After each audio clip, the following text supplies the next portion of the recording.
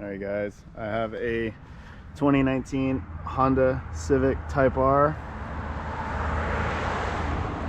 It has been fully ceramic coated from a guy here local in Huntington Beach with a self-healing ceramic. It's a new technology. If you add heat, it will actually fill in the swirls.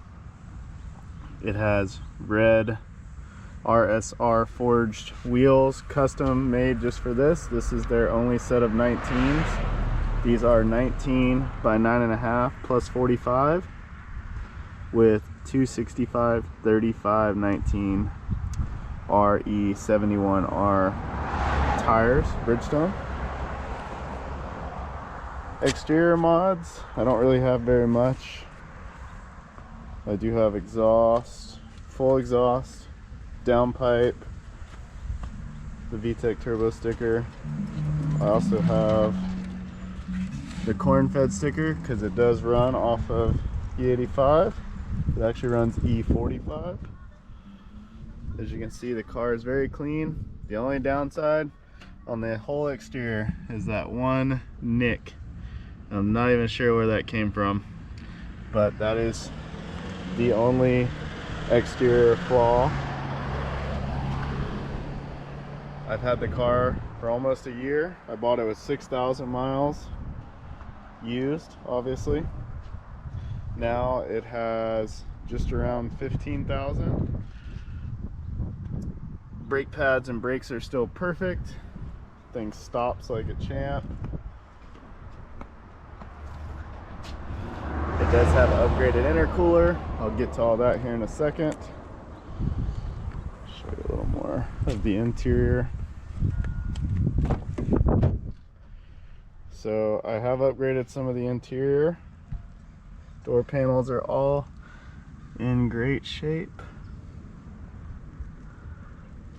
Interior upgrades include suited steering wheel, suited cluster hood, suited shift boot, suited rocker panels. Also the push start button has Alcantara as well. All that was added in. As you can see, seats are in perfect condition. I'll have all WeatherTech mats, both sides and the back. Everything still works. No lights on the dash.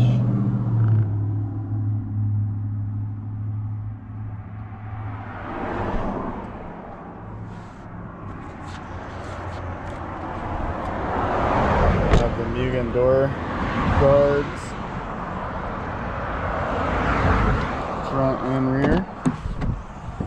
Here you can see a better look of the WeatherTechs in the rear. It covers the centerpiece too. Again, car is completely mint. I also found all the part numbers to get the back of the seat tray cover. And then I have the Type R mat. Subwoofers on the right side here. You have a toolkit there, and then there's also an air tire pressure gauge underneath the floor mat. Now I'm sure what you guys have all been waiting on. Let's get a little bit more in the mods. Change the camera. I have an AWE exhaust. This is their touring version. As you can see there, it's 3 inches all the way. And it goes to a Blade Sports downpipe. I'll pop the hood, show you guys. I have a catless downpipe. All the modifications to this car, hang on, I gotta prop up the hood. What I was saying is all the modifications to this car were performed by Blade Auto Sports in Garden Grove. So it was all professionally installed. PRL intake pipe, PRL intake. Gives you a nice whoosh sound. Still super clean. That's probably the newest mod. I have radium dual catch cans, so there's front and rear. I have the PRL Flex Fuel Kit. It's hard to see a picture of the downpipe because they do mount to the factory heat shielding down there. I have the Acuity shifter bushing. It's somewhere underneath the battery down there. I also have Honda's fuel system upgrade, which is probably my best and favorite mod for the whole car. The fuel system upgrade allows you to get about 24 to 25% more fuel. I have had the car custom tuned over at Belade as well. Now let's crank it up.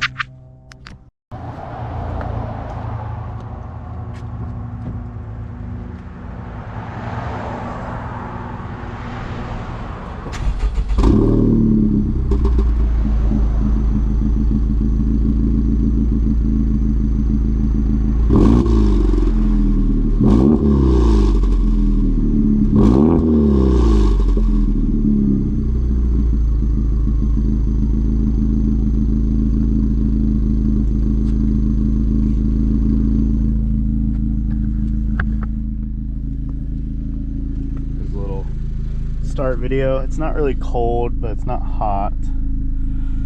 As you can see, 14,844 miles. The ethanol blend is pretty easy. It's 45%. So basically, if you are down near empty, you just want to have about 5 gallons of ethanol for every full tank. So if you're a quarter tank, put like 4 1/4 gallons. Put you right there. You can run Honda's app, and it tells you on the app what the ethanol content is. It's pretty awesome. That's what I have. Mount my phone there, drive for a minute, mix the ethanol. It tells you exactly what it is. Come to the engine. It's got that nice K20 C1 tick. Everything runs like a charm. It just had a service maybe about 300 miles ago. Changed all the oil, checked all the oil in the catch cans.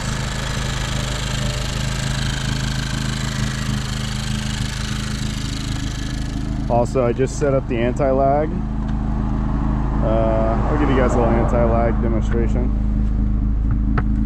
The way the anti-lag on these works is you hold the cancel button on the cruise control down while pressing the throttle at around 3,000, 3,500 RPMs, and it'll build the boost and snap, crackle, pop.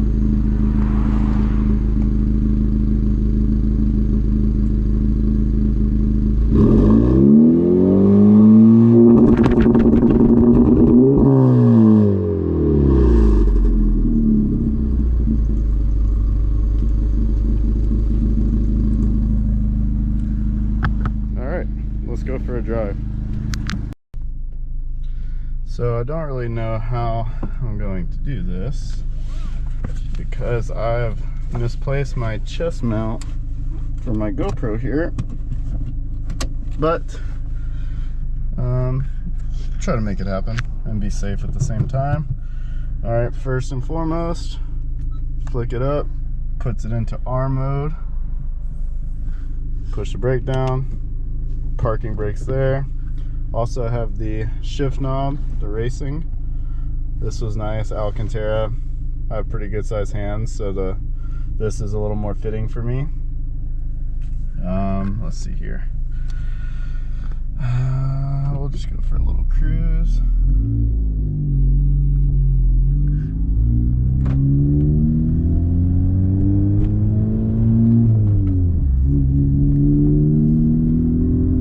As you can see, it's got some sound in the cabin. It's not too crazy, but there is some sound. Again, no lights on the dash. The car was tuned properly. All the proper steps were taken to turn off any, you know, plugs or anything, I guess, on the exhaust to not throw any codes or anything like that. The car on E45 also, just so you guys know, it dyno tuned and made 419 horsepower and 409 foot-pounds of torque, right at 45% ethanol, and it was on a dyno jet. I've had it tuned and driving it since about, I want to say 8,500 miles. Right now it's at 14,844. I don't drive crazy. Obviously the power's there if you need it.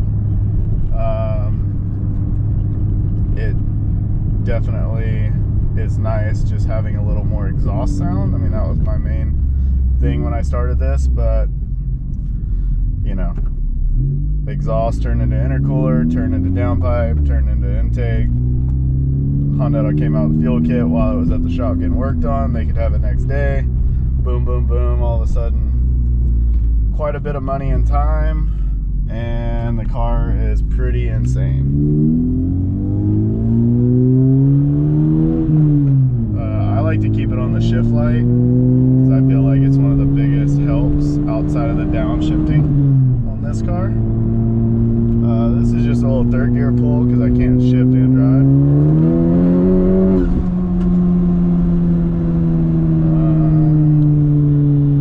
Yeah. Fourth gear is what the car was tuned in.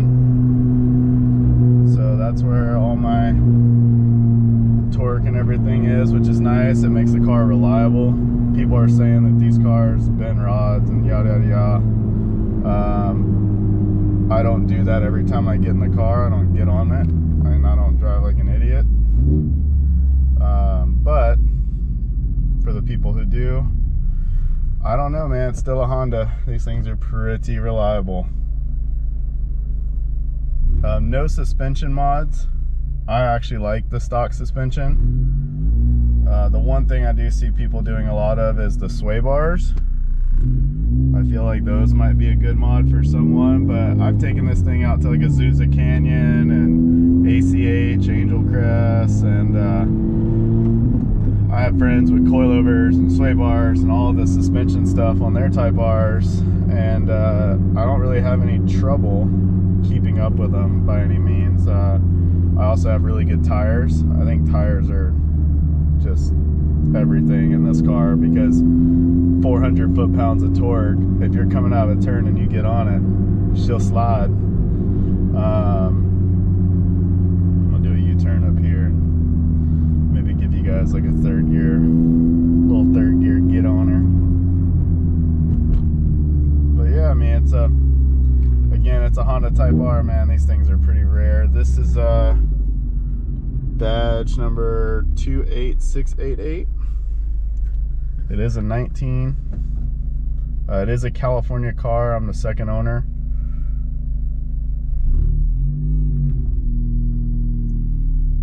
Waiting on this light to change. And anybody who's serious in purchasing, if you are interested in buying the car, I don't mind giving you what receipts I have from all the parts and the build. Obviously the shop who did all the work, they're super cool guys. Alex and them over at Belade. Looks like we got a little opening.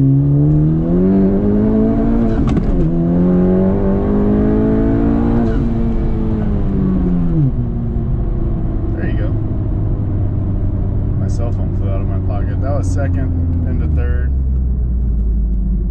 Again, these things are, it just pulls, man, all the way through 6. This thing just pulls. On the freeway, cruising at 85 miles an hour in 6th gear in this car, you're at like 3,200 RPMs. It's just comfortable. Honda killed it. The Apple CarPlay works great. I run the cord from there. Also, I keep the Honda Flash Pro plugged in. I have it stashed under the dash. That way I can run the wireless app to it and Bluetooth to my phone. You can pretty much run everything off of your phone outside of, like, you know, messing with the tune. So it's pretty nice to have that option. But well, cool guys, thanks for checking out the video. And if you have any questions, feel free to shoot me a message or anything like that on the car.